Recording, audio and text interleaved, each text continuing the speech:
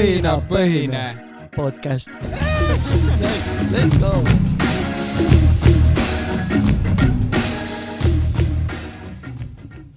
Ja tere kõigile kuulajatele, nii super hea meel on olla tagasi jälle uue hooajaga Õhinapõhine podcasti. Ja kes varem ei teadnud, siis Õhinapõhine podcast on tehtud Tallinna Tehnikakõrgkooli tudengite poolt. See on iga nädalane annus huumorit, teadmisi ja ebareaalselt palju kõrvalepõikeid. See on nagu ekspertide meeskond, kes on tulnud, et arutada kõige huvitamatel asjadel, ainult et eksperte ei ole. Ja lihtsalt istu maha, hoia kinni ja naudi meie üleheliiseiklust. Jep, ja täna loodetavasti 2 eksperti on vastavalt teemale. Ja aga enne seda räägime, kus me oleme. Tegelikult me oleme siis, me oleme väljas, me oleme värskes õhus, mitte umbses ilusas Tallinna Tehnikakõrgkooli keldrikorruse seal stuudios, vaid me oleme vabas õhus, padisel, Kalju laval, mis on imeilus ja te näete ka nüüd siit vaateid, kus see meie kaameramees nüüd, pane vaata niimoodi. Õõtsuta veits, näed. Näed, ilus. Ja me oleme väljas ja teeme väljas esimese podcasti, mis on siis selline mõnus teema tegelikult. Ja see on siis Tallinna Tehnikakõrgkooli õppejõudude suvepäevadel, et meid kutsuti siia esinema suure summa eest tegelikult, et me odavad ei ole, et keegi tahab broneerida, siis peate ikka 3 korda jälle mõtlema ja eelarved üle vaatama. Nii, aga räägime, kes meil siin on. Kes meil siin on? Nii nagu me juba rääkisime. Jaa, aga osasse ka.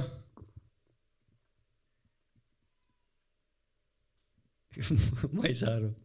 Okei, igatahes mina olen Tanel, mina olen Tallinna Tehnikakõrgkooli vilistlane. Ja Alzheimer on sul. Alzheimer ja tegelikult inimesed on segaduses, kes kuulavad seda YouTube'is, et nemad ei ole ju seda teist pikemat asja saanud. Okei, me teeme võltsi algus uuesti siis. Jaa, lühem algus. Okei, ja mina olen Reimo, õpin robottehnikat ja olen ka osaline podcastis Õhinapõhine. Ja meie kõrval on... Mina olen Martti, õppeprorektor. Mina olen Ene, spordikeskuse administraator. Väga meeldiv. Suur aplaus. Wow. Kõlab nii hästi. Tavaliselt me ei saa seda teha, kui me oleme stuudios, siis lihtsalt ei ole vaja minevaid inimesi.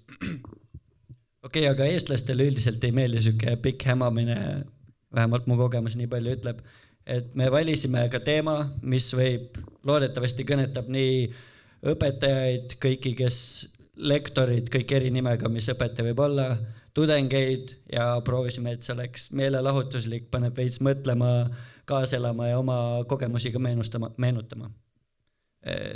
Ja, teemaks on siis selline kõige parem teema, mida võtta õppeaasta algusesse, et kindlasti vajalik teema, mõtteainet pakkuv teema, selleks on siis spikerdamine. Et spikerdamine on väga hea teema, et kuidas spikerdada, miks mitte spikerdada, mis on spikerdamise pikaajalised mõjud ja nii edasi ja tagasi. Et ma arvan, et kindlasti palju lugusid ja asju on inimestel, mida me saame jagada ja me tahame siin palju ka kaasata publikut, et kui me ütleme ja näitame kellegi poole, siis nemad ütlevad oma selle loo ja räägivad loo. Jep, aga teeme alustuseks kõik ausa südamega tõstke käsi, kes ei ole kunagi spikerdanud. Meil on 4 kätt. 4 kätt, jah. Ja meil on umbes siin 20-30 inimest. Me valisime õige teema, õige sihtgrupp on praegu siin kohal. Nii, aga äkki, ma ei tea, Martti, äkki sul on kohe spikerdamise kohta kui õppeprojektorina mingi hea selline ametlik vastus, siis mitteametlik vastus? Kindlasti ma alustan mitteametlikust vastusest. Mina olen kogu aeg olnud tegelikult väga kõva spikrite kirjutaja. Ta on, ma ei tea, 30 aastat siis juba vähemalt. Et efekt on üllatav, sa mõtled läbi, analüüsid, teed kokkuvõtte ja tegelikult lõpuks seda spikrit üldse vaja ei lähegi enamustel juhtudel.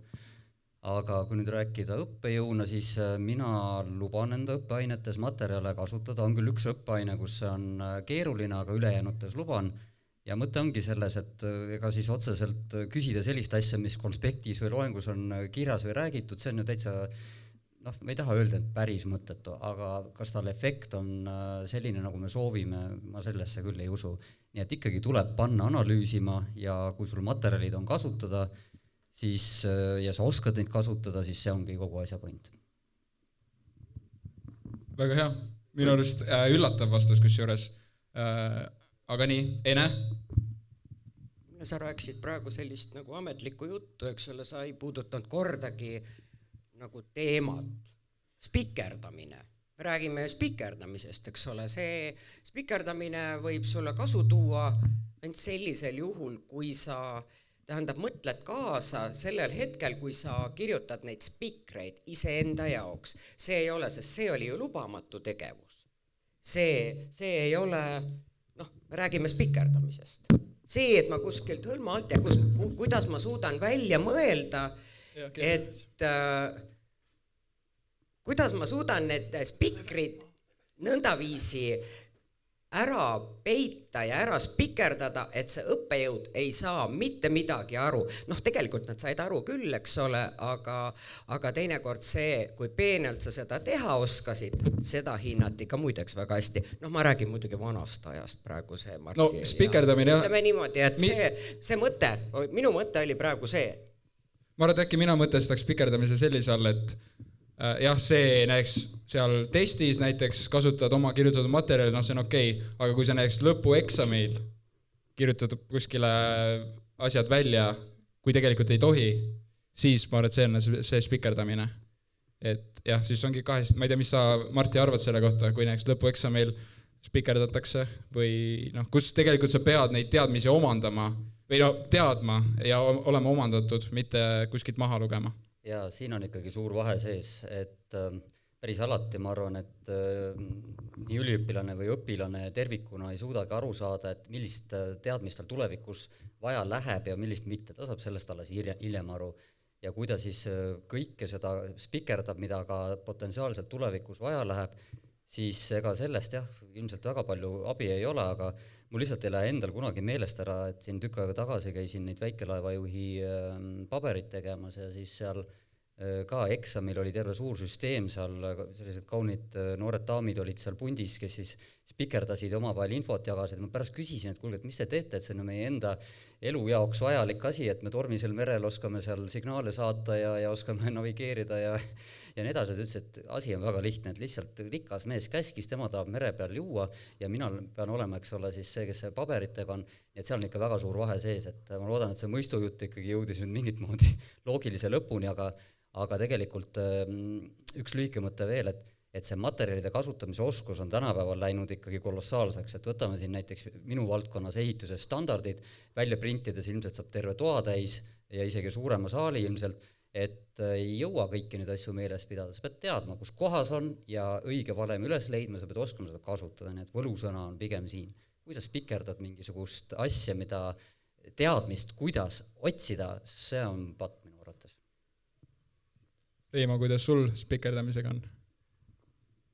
Kui ma tulin tehnikakõrgkooli, siis ma kõigepealt õppisin Tallinna Tehnikaülikoolis ja seal ma spikerdasin nii nagu oma suva järgi, ei olnud nagu vahet, proovisid kõige lihtsamini läbi saada, aga kui ma tulin Tallinna Tehnikakörgkooli, siis ma ei tea, tulid nagu omal soovil, mitte et see oli loogiline jätk lihtsalt keskkoolile ja siis ma võtsin üheks oma veendumuseks, et ma ei spikerda üldse, et nagu nii vähe kui üldse võimalik. Aga... Ja nüüd mitteametlik vastus? Mul ei tule praegu pähe, aga kuskil nii-öelda saab mentaalseid mänge endaga mängida, et sa teed nagu, et see ei ole spikerdamine, aga tegelikult on, ma ei tea, vahel tundub mõni õppejõud meelega lahkub klassist lihtsalt, et annab sulle selle võimaluse ja siis on veits patt seda mitte ära kasutada. Aga teistpidi see on väga suur kunst õppejõuna jätta mulje, et me ei märka, kuidas üliõpilased spikerdavad. Tegelikult on see kõik näha.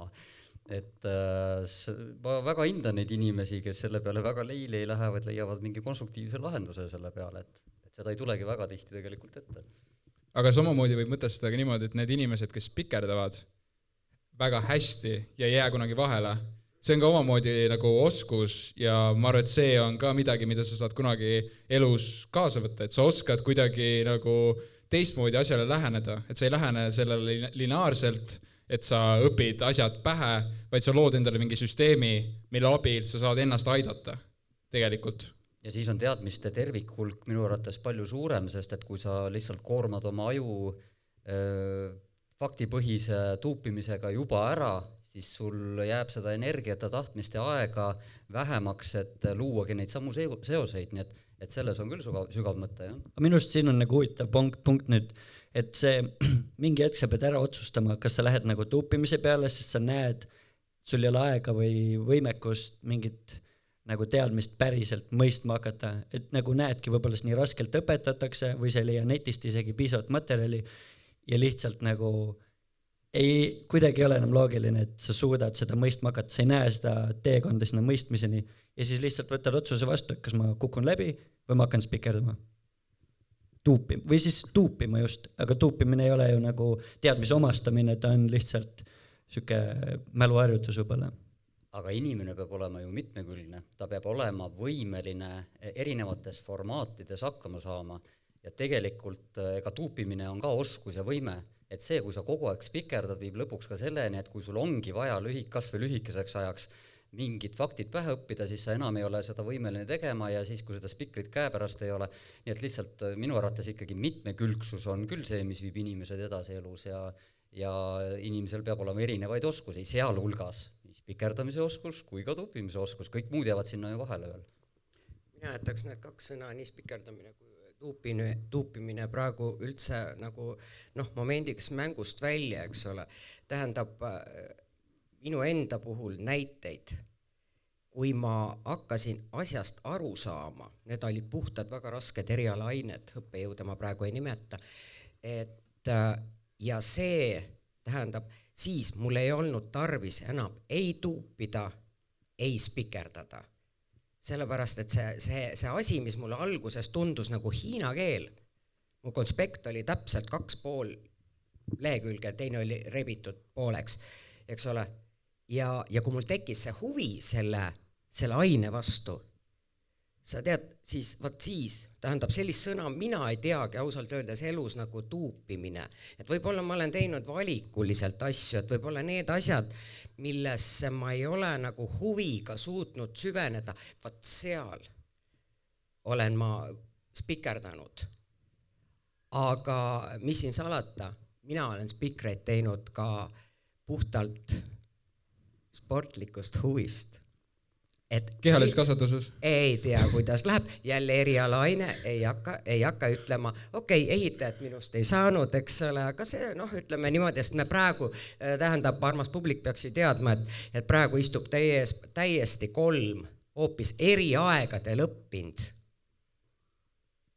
Nii et poisid. Nii et mina praegu räägin ju sellest ajast võib-olla, mida teab Enno. Aga mis see sportlik huvi oli? Sul ei lause kuidagi või mõte poole? No, jah, ära. Aga see oli huvitav asi, mis sa mainisid, et mida ka Reimo natuke mainis, et kui õppeaine on huvitav, just. Et tihtipeale jah, ma olen seda ka täheldanud õppides, et osad õppeained on sellised, kus sa nagu, mis kutsub spikerdama. Õppejõud võib-olla ei pinguta nii palju, ta ei tee materjale huvitavaks, ta kuidagi ei kaasa piisavalt inimesi ja see ajendab spikerdama, et kõik on nii raske, kõik on nii, äkki kõik õppejõud annab sulle näiteks 20 leheküljelise PDF-i, mis sa pead nüüd nädalavahetusega pähe õppima, selle peale tuleb valikvastustega test, mille spikerdada ei tohi ja see on lihtsalt piltlik näide, aga ma arvan, et väga oluline on see, et õppejõud panustab sellesse, et õpilased ja tudengid ei spikerdaks, et ta tegelikult saab seda mõjutada. Mis sa arvad, Reimo? Ma olen 100% nõus. Samas siin on nii lihtne langeda nagu kannataja mentaliteeti või kuidas täpselt on. Kannataja mentaliteet? Jah. Okay. No ühesõnaga, et näedki, et õpetaja ei seleta mulle, ta ei oska seletada ja siis siis ma ei peagi oskama ja siis, aga see on nagu... See on see, et sa lood endale juba selle eelduse läbikukkumiseks, et see on hästi kerge kuidagi luua endale seda, et see on nii raske, see on nii keeruline, ma nagunii ja õppejõud on ka nii nõme, ja siis sa lood juba endale selle läbikukkumiseks selle eelduse. Ja nagu keegi peaks sulle pudruga suhu toppima, kõik me ei oskagi samamoodi teadmisi edasi anda ja minu teada on veel selline, ma ei tea, kas fenomen või nähtus, et mida kauem sa oled kas nagu õpetaja rollis olnud, seda rohkem sa unustad ära, mis tunne on või mis teadmised on siis, kui sul polegi teadmisid, et sa ei oska selle nagu koha pealt lähtudagi üldse. No äkki tegite nüüd natukene õppejõududele liiga, sellega ma ka nagu, sest enda kogemusest ja olen näinud mina neid õppejõude ikka päris palju ja ka väga eakaid, kellel ka väga kõrges vanuses ja ka õpetades väga palju aastaid silm säras ja see karisma oli nii, et see lihtsalt neelas. Absoluutselt, ma ei tee maha neid. No võib-olla see on nagu, ütleme, see on inimeses kinni. Just. Aga jah. Aga kui me läheksin järgmise sellise punkti juurde, et mis on nüüd tudengitele eriti vajalik algaval õppeaastal, meil on selline punkt nagu, et kuidas mitte vahele jääda. Mis te arvate, kas kellelgi on mingid häid mõtteid, kuidas mitte vahele jääda? Martil kindlasti, kogemustega spikerdaja. No ma ei tea, kas see nüüd päris alati niimoodi on, aga tundub, et mida avalikumalt ja süüdimatumalt sa seda teed, seda vähem on tõenäosust, et sa vahele jääd. Et eks siin kehakeel on nagu kaugele näha, et kes väriseb või vaatab kuskile mujal, aga kui sa ikkagi paned endal need asjad sinna lauanurga peale ja õppejõud ei käi väga palju ringi, siis ma ei tea, võib-olla see kõige lihtsuses peitubki võlu järsku hoopis. Mul on kohe hea näide tuua, ma ei mäleta nüüd ma ei saa öelda kelle aines, sest arvatavasti oli ära tuntav kohe siit seltskorrast, aga ma olen suht alati istunud esipingi reas, võib-olla mõned teavad ka. Mulle meeldib rohkem, et ma saan kuidagi lühem maan teadmisteni, kui sa istud esimeses reas. Et need teadmised jõuavad sinuni kiirema kiirusel, heli kiirusel, kui sa oled kaugemal, siis võtab rohkem maad ja võivad segajad ka vahel olla ja see teadmine võib-olla ei jõuagi sinuni. Aga igatahes ma olin siis alati istunud esireas, aga üks päev ma otsustasin, et ma istun nüüd tagareas. Ja see oli täpselt see päev, kui ma jäin spikerdamisega vahele. Sest esireas ma jäin kunagi vahele. Keegi ei saanud aru isegi, et ma spikerdasin. Okei. See tundub sama nähtus mulle, kui ma Paides elasin, mul oli üks naaber, tal oli mingi edukas ettevõte, on siiamaani, ja siis kui ma oma rooste käkiga parkisin sinna, nagu majas sai, ütleme kõrvuti parkida, ja siis kui ma liiga lähedale parkisin ja ta parasjagu ligi oli, siis ta ütles, et kuule tere liiga lähedale pargi, et see rooste hüppab üle, et see on see sama asi, mis see teadmiste vahekaugusest. Põhimõtteliselt. Aga meil oli siin publikus üks kas mõte või küsimus. Nii, palun. Nimi ja mis teed? Ja lemmikvärv. Lemmikvärv, sinine nimi Nikita, õpin robotitehnikat. Õpetasin juba, unustasin ära.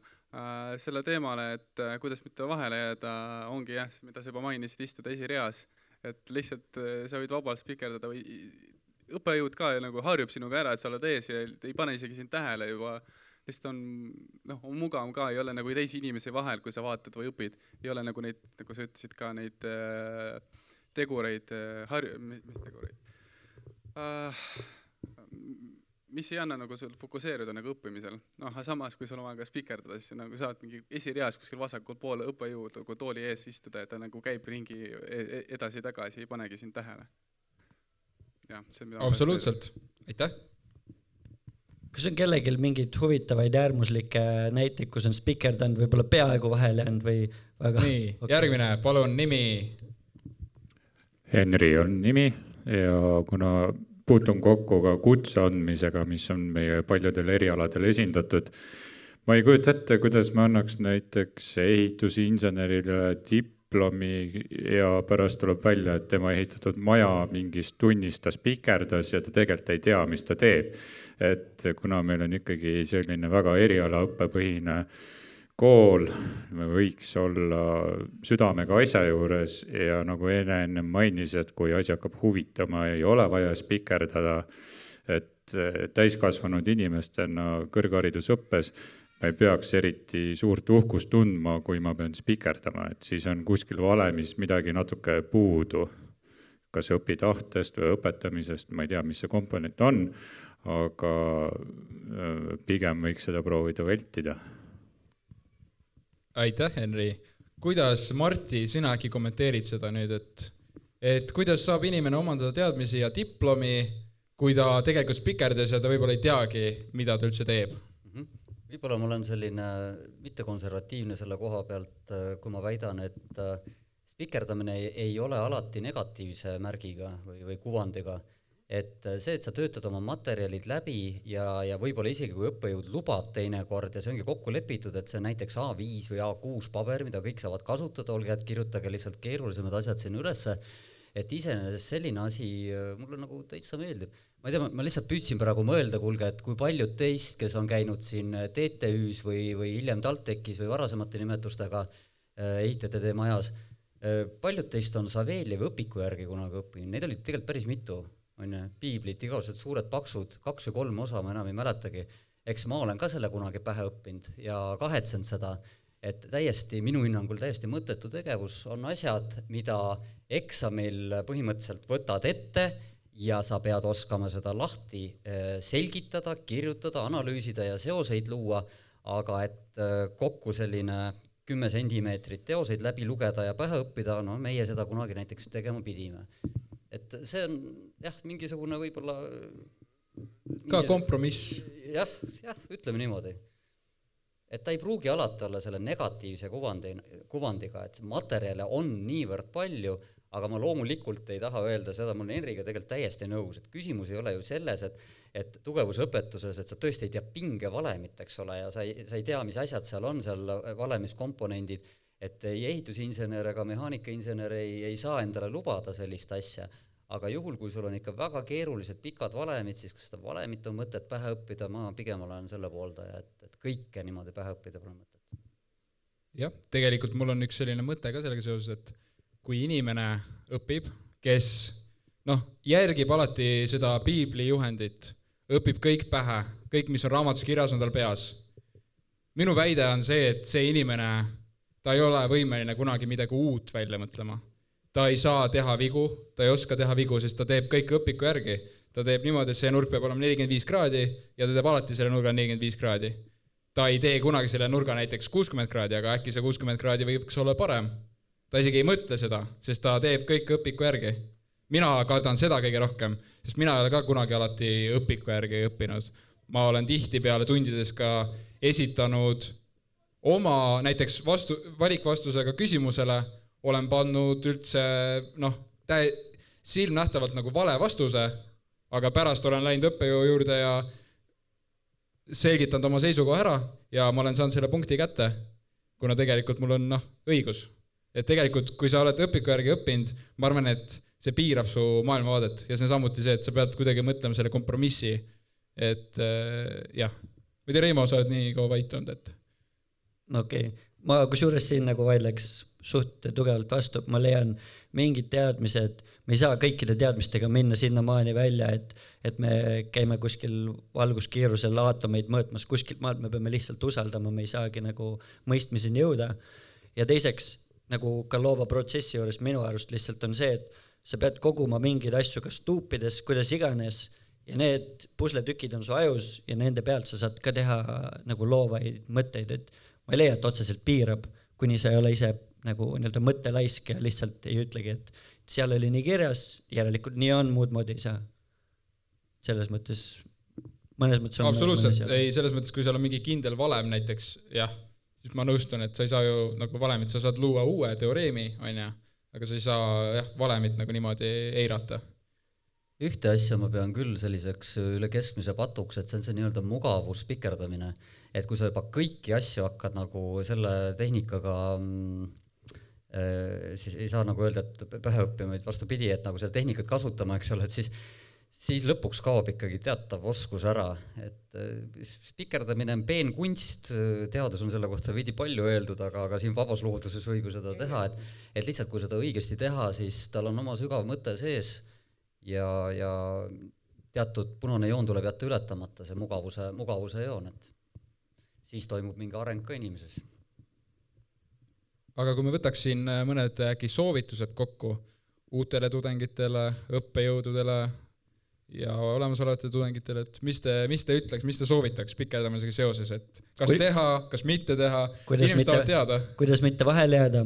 Kuidas mitte vahele jääda? Kas kellelgi publiku seas on äkki mõni mõte, mõni soovitus?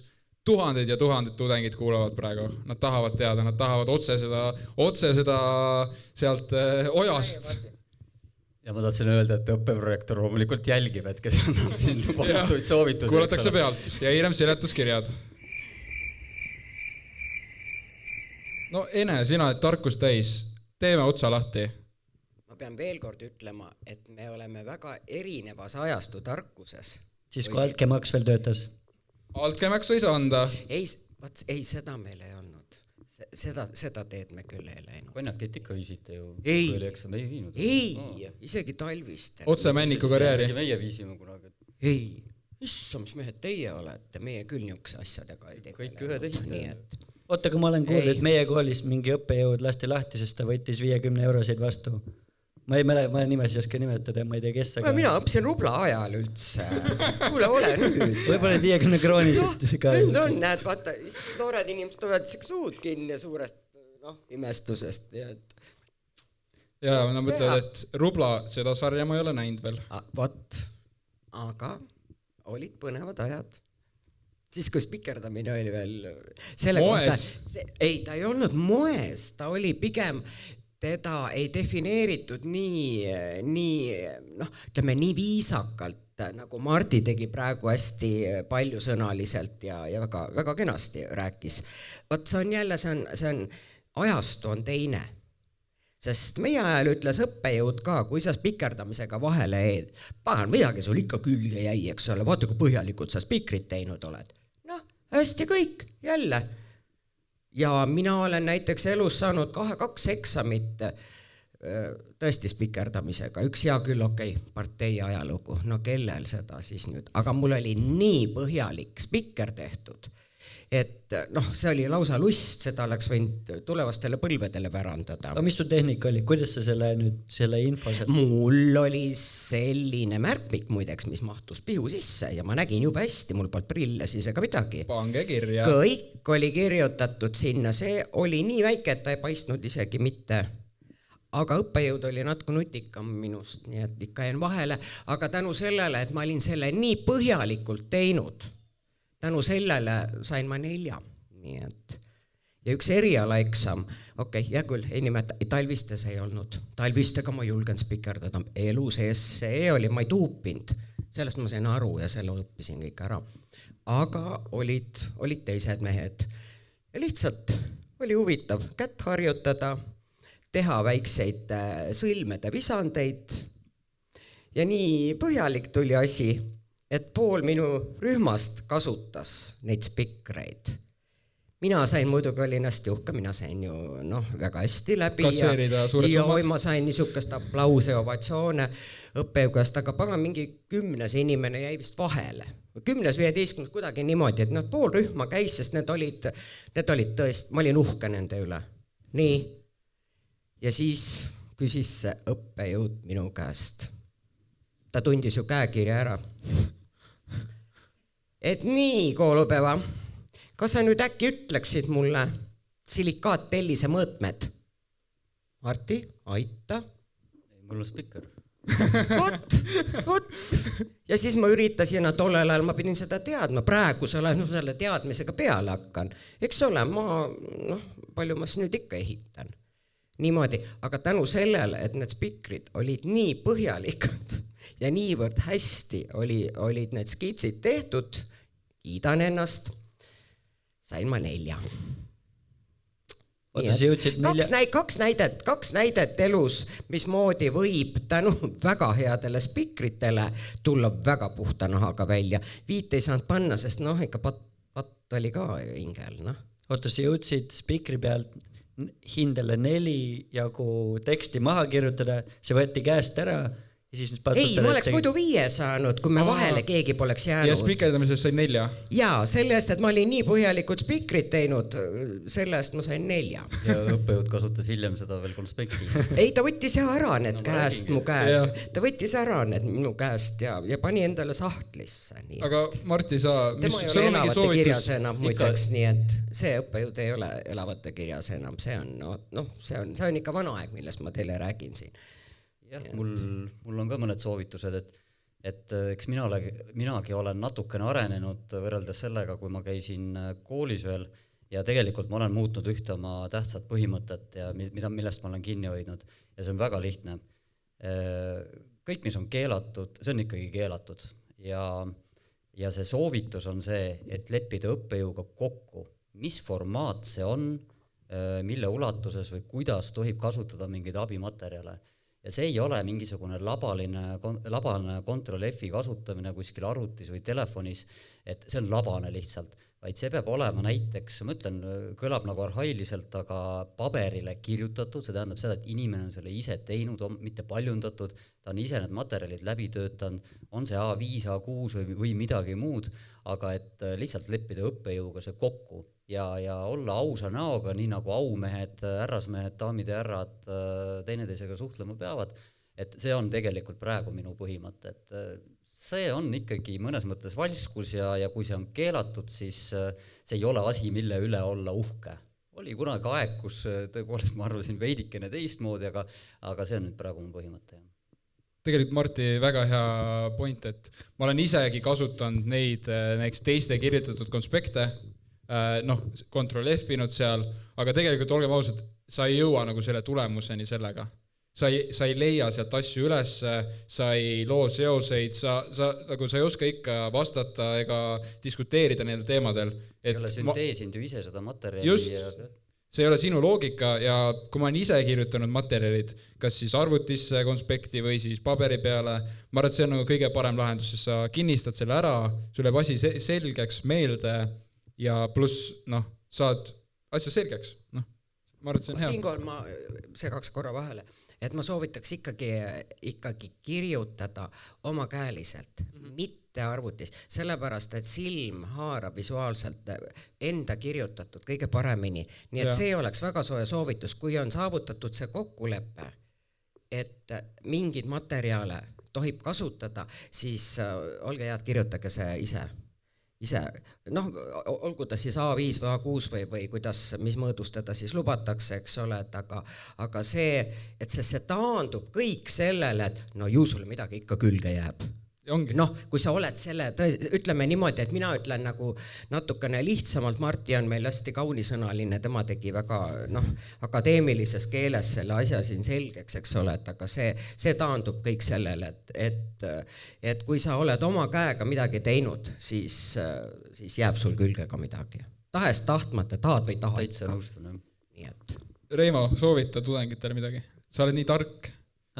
Ma lihtsalt jäin mõtlema, mis te praegu rääkisite, et mu arust see nagu on raske motiveerida ennast kirjutama spikrit, kui sa ei kasuta või su eesmärk on seda mitte töös kasutada.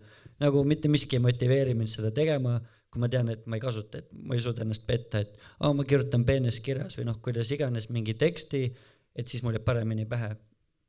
Ma teeks selle spikri, kui ma tean, et ma plaanin kasutada seda, aga siis ta on nagu siuke paradoksaalne.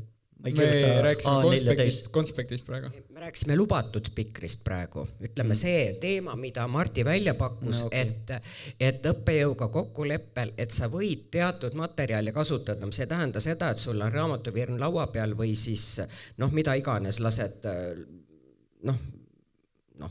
tähendab silma eest läbi, eks ole, mingisugust 7 välja trükitud lehte copy-paste'iga ja et oluline oleks see, et kui sul on lubatud kasutada sinu enda läbitöötatud materjale nii-öelda spikri võtmes, et see on see lubatud spikerdamine praegu, millest Martti rääkis. Mina rääkisin sellest vanast ajast, mis ei olnud sugugi mitte lubatud. Ei, see oli kõik, oli rublatud. See oli rublatuu aeg. Olgeme täpsemalt. Mis saaks olla efektiivsemat õppimisel, kui kirjutades võib-olla 100 leheküljest konspektist ühte väikest spikrit, olles siis selle teksti 2 või 3 või 5 korda läbi lugenud, mõelnud, mida ma jätan välja, mis on juba mul peas ja nii edasi, et ma ikkagi olen seda usku, et teeme siis härrasmeeste kokkuleppe, lepime kokku, mis see formaat on ja ei luba mingit nutitelefone või arvuteid või mis iganes, eks ole, selliseid vahendeid, vaid oma käega kirjutatud asi ja ma arvan, et sellel on efekti küll. Nii. Reimo, jääme sinu soovituseni. Ma leian see konspekti mõte on lahe, sest mul on ühe korra olnud olukord, kus on vaja ka nagu konspekt teha ja tõesti, sa kirjutad läbi, sa töötad läbi, see jääb sulle pähe, et see mu silmis tundub ka nagu see on loogiline lihtsalt igapidi. Aga see on igav, sest see ei ole nagu mingi asi, mis sa TikToki 7 sekundisse videosse panna, et et see või mingi uus info, et tundub need parimad tõed on ikka need vanad tõed ja midagi uut see maailma ei teki. Kuulge, pääsu ei ole, sest et võtame liitreaalsuse või AR-i, eks ole, ja muud asjad, prillid, mis on juba ees ja asjad, mis on kõrvas, eks, et see on nagu natuke pea liiva alla peitmine ka, kui me ütleme, et ei, meil siin keegi ei spikerda ja asjad ei käi niimoodi, et mida rohkem seda keelata, seda hullemaks seda rohkem hakkad inimest tegema. Läheb ka, et ma ütlen, pigem on vaja kokku leppida need reeglid ja siis on asi ausam ja endal ka parem tunne tegelikult. Ma siia lõppu ütleks oma soovituse, see on päris lihtne tegelikult. Kui sa kuulad mingit podcasti või üldse loed mingit asja ja keegi ütleb sulle, et tee nii ja ära seda tee ja seda ei tohi ja ära seda küll tee, mina küll ei teeks niimoodi. Ma ütleks, et proovige spikerdada, proovige mitte spikerdada, vaadake, kuidas läheb, kuidas nagu paremini välja tuleb, mis töötab, mis ei tööta, sest see, kui keegi ütleb sulle, et kirjuta konspekt, see on kõige parem asi, siis sa kuidagi sa ei saa aru sellest, et see on parem, sest sa ei ole seda läbi elanud, sul ei ole seda võrdlusmomenti spikerdamisega, et sa ei saa aru, et spikerdamine tegelikult ei too sulle äkki edu või vastupidi, spikerdamine toob sulle edu või konspekt ei too, konspekt toob, et mind on spikerdamine ülipalju aitanud elus, ausalt. Ühte asja me küll ei tee, õppekorralduse eeskirja me spikerdamist legaalselt sisse ei kirjuta igatahes. Ei kirjuta? Ei kirjuta. See on avalik saladus. Aga ma ütlen ühte asja küll, et mind ka tööelus nüüd on Maret spikerdamine ülipalju kaasa aitanud, sest et ma kuidagi oskan leida lahendusi paremini. Ma oskan iseennast aidata kuidagi. Paremini kui õpik. Ma oskan guugeldada, ma oskan chat GPT-d kasutada, mida iganes, et kui ma hakkaks otsima seda kuskilt sealt õpikust, kus mingi tark mees oli kunagi selle kirja pannud, siis ma arvan, et mul läheb palju kauem aega ja ma võib-olla ei jõua selle kaasaegse lahendusi või selle aja korrektse lahenduseni, mis praegu sel ajal kehtib paremini. See on ka oskus omaette, eks ole, kui sa tead, kus kohast otsida. See on tegelikult, osadel inimestel on osad inimesed peaksid seda oskust nagu isegi õppima. Absoluutselt. Ja kui sa seda valdad, siis on ju kõik on hästi. See on juba nagu sinu tööelu kontekstis. Nii, et... Minu arust see ongi kõige tähtsam, et kui me võtame selle vastutuse, et me koolis põhimõtteliselt me peame saama ju nagu teadlikuks teadmistest, et hiljem me muidu ei oskagi otsida, me ei tea, et mida on võimalik otsida või millele on lahendused olemas, et see ongi minust nagu, et enamus infost, mis me koolis õpime, kaob, ma ei tea, kui kiirelt, tõenäoliselt Raili teab, mis tempoga need teadmised peast kaovad, aga et nagu nüüd sa lähed tööle, kus iganes sa tead, et sealt saab otsida mingit sükest asja või süke asi eksisteerib, minust see on nagu kõige tähtsam asi, mis üldse kas nagu koolist või üldse akadeemilistest teadmistest kaasa võtta, eksisteerivad mingid asjad. Kas ma saan õigesti aru, et sa mõtled seda, et koolis me ei peaks omandama teadmisi, vaid me peaks omandama oskust omandada teadmisi? See oli hästi öeldud. Ja lisaks veel analüüsivõimet ja kogu see asi Just, sinna veel juurde. sest sa võid teada kõiki valemeid maailmas, aga kui sul tuleb mingi uus valem, uus probleem, sa ju ei tea, sa ei oska, sa ütled, et seda ei ole võimalik lahendada ja kõik. Ja sa ei tea, kus seda kasutada, sa õpid mingi baromeetrilise võrrandi ära ja sul tekib olukord, kus täpselt seda läheb vaja, aga punktid on ühendamata. Ja õpik oli kirjutatud 1999. Rubla ajal, siis aga probleem tekkis esimest korda 2010, ehk siis ongi kõik. Aga tundub nagu aus koht, kus see kõik kokku tõmmata. Filosoofiline lõpp. Kas kellelgi on veel mõtteid midagi lisada siia ilusasse lõppu? Mingi crazy kogemus. Kui me lähme 7 maa ja mere taha edasi.